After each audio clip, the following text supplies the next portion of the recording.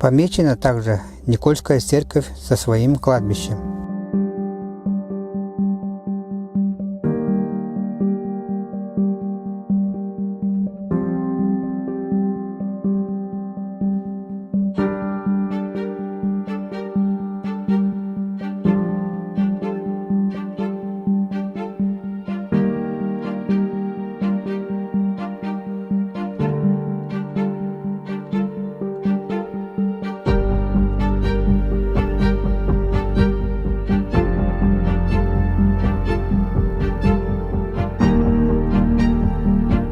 Дело в том, что в старину людей хоронили прямо из церкви, прямо во дворе церкви. Церковь эта была построена на средства купца Ивана Шилова, но в советское время она была закрыта как церковь. В ней размещались разные учреждения, в том числе архив.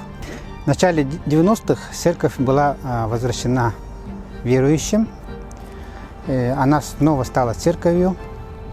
Ее отреставрировали, водрузили кресты, и она функционирует по сей день.